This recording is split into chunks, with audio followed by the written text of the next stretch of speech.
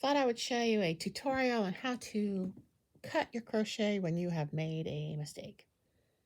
And I don't mean just pull out the yarn as you do normally just to, go backward. If you have to actually cut it, I was making stripes. I made one way too wide and didn't notice it for several more stripes, so I had to cut my crochet to get back to fix it. So here's where you cut it. First of all, see these little lines here? And depending on your pattern, whatever stitch, I was doing half double crochet. It might be harder to see, but right here, these little lines right here, that's where you cut, because right under those lines are these 2 stitches. 2 stitches, 2 stitches, 2 stitches. Okay, that's important. You have to put a lifeline in those stitches. So you take a tapestry needle and go through, go through each of these 2 stitches before you pull out the bits that you've cut through. So you go through these stitches, just like this, all the way down the line.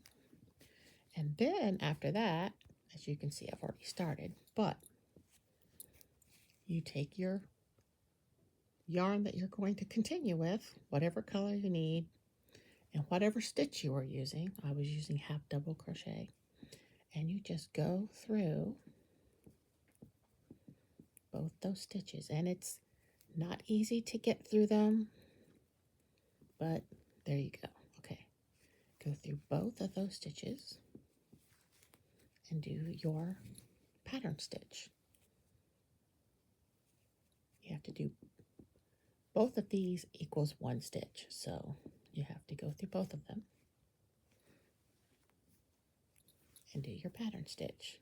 And as you can see from what I've done already, it looks perfect. I mean, look at that. It looks exactly like the one before.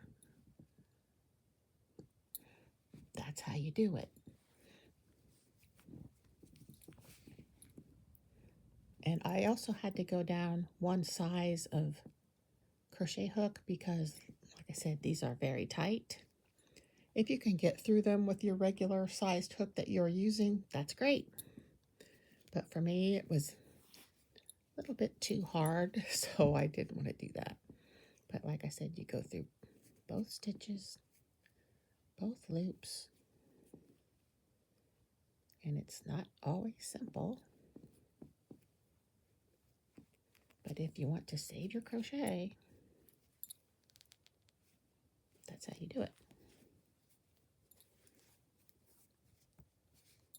Ta-da!